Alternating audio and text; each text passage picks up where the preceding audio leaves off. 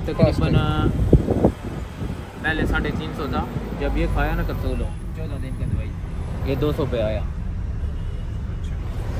Sir ये बताया आपने दवा 7 दिन की ली थी?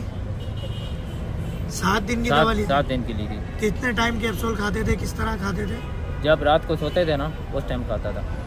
एक कैप्सूल खाते थे? एक। तो 14 दिन आपने खाई दवा? 14 दिन खाई। अच्छा, पहले शुगर कितनी थी, दवा खा के कितनी हुई? दवा पहले थी मेरी 350, बाद में 200 पे आ गई। लेकिन उसके बाद जब वो कैप्सूल नहीं न मिले फिर मेरी शुगर आई होगी। वो तो दवा तो खानी है ना 3 महीने। अगर एक हफ्ते 2 हफ्ते की दवा खा के शुगर हमेशा के लिए ठीक हो तो 3 महीने का इलाज थोड़ी होगा।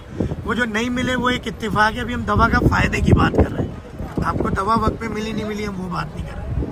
पहले आपके पाँव सूजते थे? जी, पाँव सूजते थे। दवा खाने के बाद सही हो गए? सही हो गए। दवा खाने से पहले पेशाब कितना आता था, बाद में कितना आता था? पहले ज्यादा था, बाद में कम हो गया है। अच्छा, हिम्मत ताकत काम करने की पहले कितनी थी, दवा खा के कितनी थी?